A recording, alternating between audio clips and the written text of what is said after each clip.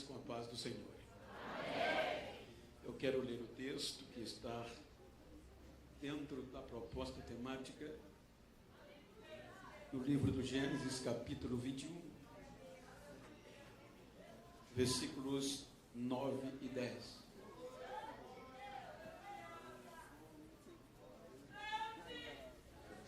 Vamos ler. Eu quero pedir a ajuda da mídia durante a pregação, já agradecendo-os, para usarmos os textos, pois é a Bíblia que faz a diferença. Gênesis, diz o texto: e viu Sara que o filho de Agar, a egípcia, a qual tinha dado a Abraão, zombava. E disse a Abraão: ponha fora esta serva e seu filho, porque o filho desta serva não herdará com Isaque, meu filho. Queiram tornar os vossos assentos, por favor, enquanto eu agradeço a Deus o rico privilégio, a humildade de poder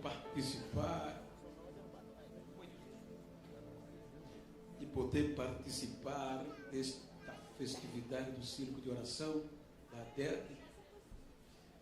E quero, pastor, de uma forma especial,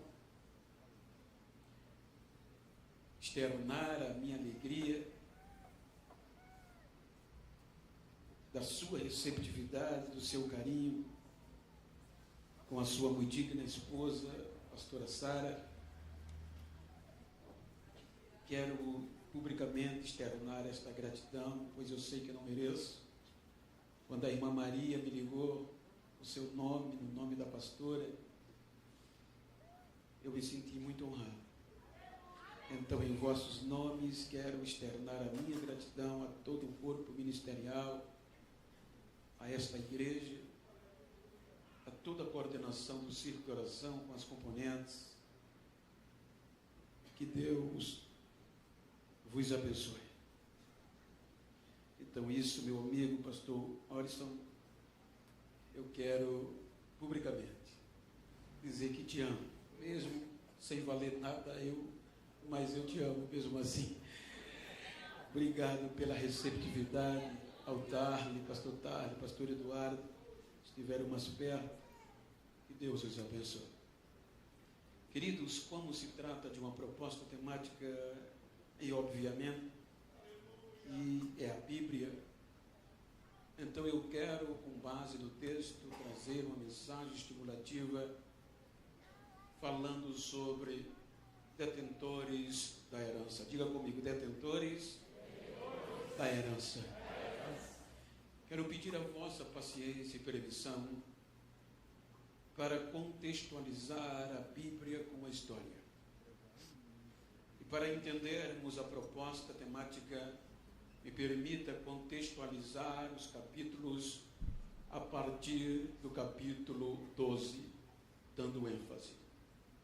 Os irmãos hão de convir que quando nós lemos a Bíblia, do capítulo 1 ao 11, nós vamos encontrar 11 capítulos que vai contar a história da criação e da decepção do ser humano. A Bíblia tem 1.189 capítulos, isso implica dizer que estes 11 capítulos representam menos de 1% de toda a Bíblia. Então, quando nós vamos ler em versículos, a Bíblia tem 31.100 versículos, arredondando, e até o capítulo 11, do capítulo 1 ao 11, dá 299 versículos, também representa menos de 1%.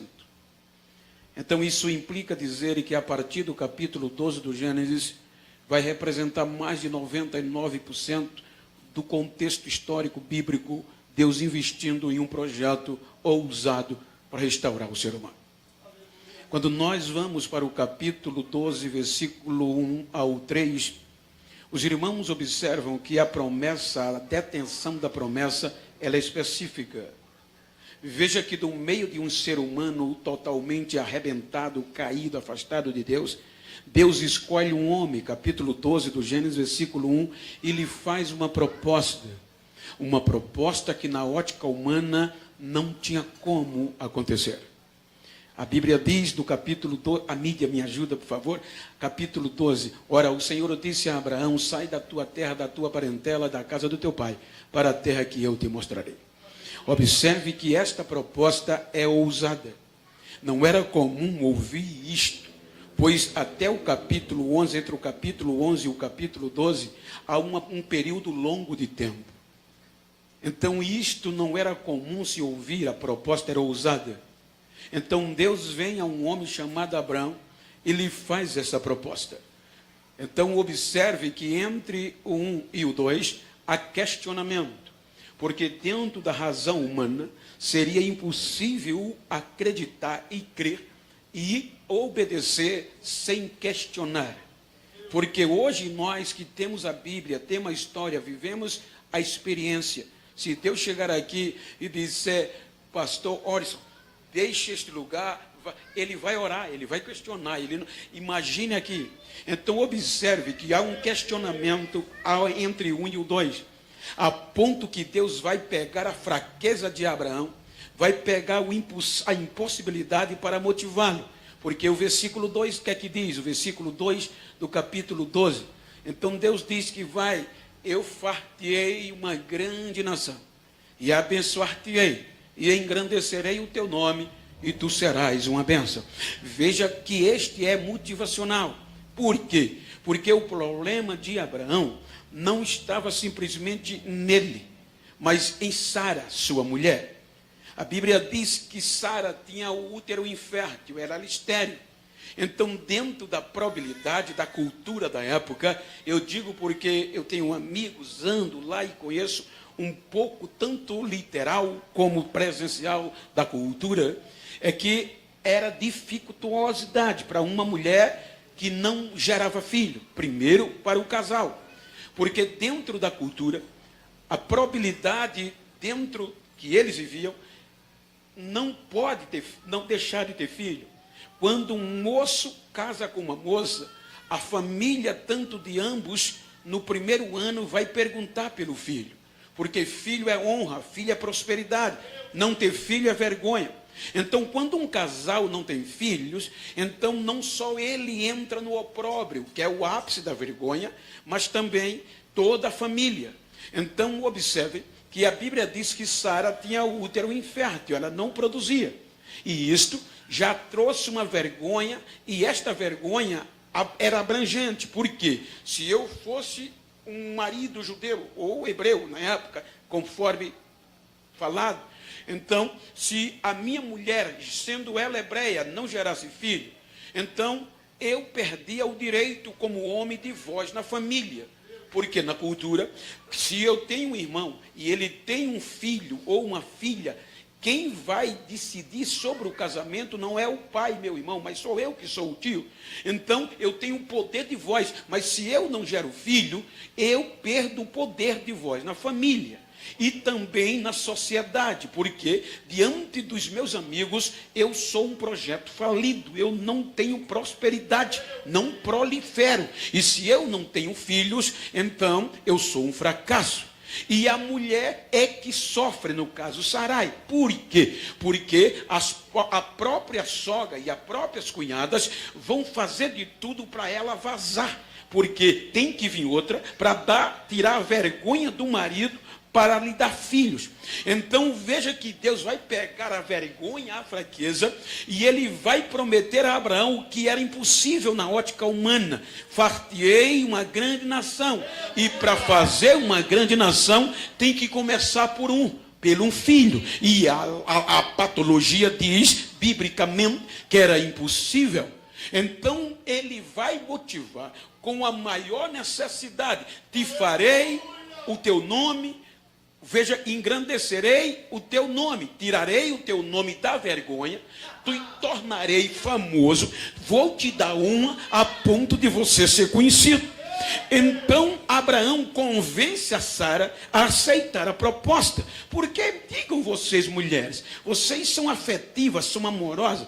Já pensou você chegar e dizer, meu amor, vamos largar tudo, você de uma cultura, por exemplo, a minha esposa, ela não consegue, eu já recebi proposta para pastorear na Suíça, nos Estados Unidos e tal, eu nem conto para ela que eu sei que ela não sai de Alagoas, está no sangue, está na terra. Então, você dizer para uma mulher do nada, que já está na vergonha, vamos largar tudo porque um Deus que não era como me falou, então Deus vai motivar os dois na necessidade deles. Então veja que no capítulo 12, eles saem com uma perspectiva tão grande, que você vai ver eles levantando altar, adorando a Deus, na perspectiva de que a vergonha ia sair e o filho vem. Quando você chega do capítulo 14, já vão vir frustração. Porque o Ló, que era um enteado, que era sobrinho de Abraão, melhor dizendo, e que quando o irmão de Abraão morreu, Ló, agora é responsabilidade paternal de Abraão, vai junto. Por isso que ele vai junto. Então no capítulo 14, aquele que podia entrar como um jeitinho, vaza, Ló enriquece e deixa o tio. Então vem frustração. Capítulo 15 piorou. Porque no capítulo 14, Ló se entrou numa enrascada e Abraão foi buscá-lo. E agora imagina a situação de Sara. Capítulo 14, Abraão arrisca a própria vida para salvar Ló. E já vão 25 anos. E nada de filho, a vergonha estava lá. Que Deus é esse que você me falou? Então o capítulo 15, quando Abraão volta da guerra do capítulo 14, então depois dessas coisas, que coisas do capítulo 14, vem a frustração. Porque se você prometer uma coisa a uma mulher, é bronca, cumpra. Eu prometi quando surgiu essa geladeira de inox, né, que é bonitinha, vou comprar uma para você, meu amor. A gente estava no shopping, meu irmão, minha irmã, foram 15 anos até ter que comprar. Então 15, agora o capítulo 15, quando ele volta com façanhas, ele faz coisas que é admirável de ver. Ele venceu 5 reis com 318 homens. Mas quando ele volta, ele encontra em casa, na tenda, uma mulher frustrada. Uma mulher decepcionada que vai questioná-lo. Cadê a promessa? Você salvou Ló. E o filho que você me prometeu? E cadê a resposta se ela tem razão? Aí o capítulo 15 traz uma crise existencial. A ponto de que Abraão entra num casulo sem querer sair.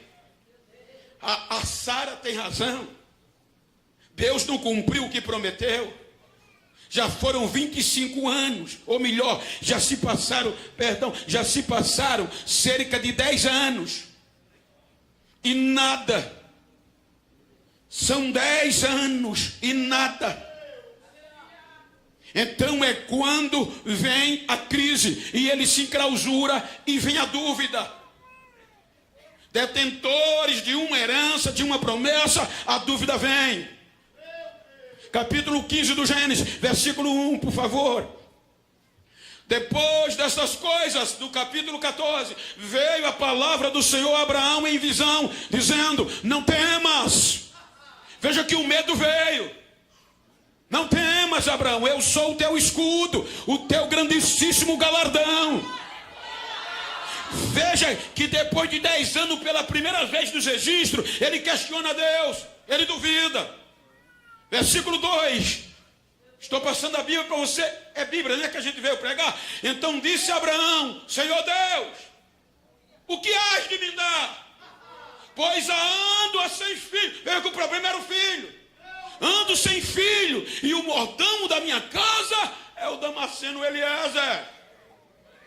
Versículo 3, disse mais a Abraão: eis que não tens me dado filho. Eu acreditei no Senhor, e eis que o nascido na minha casa será o meu herdeiro. Ou seja, alguém que não é da promessa das minhas entranhas.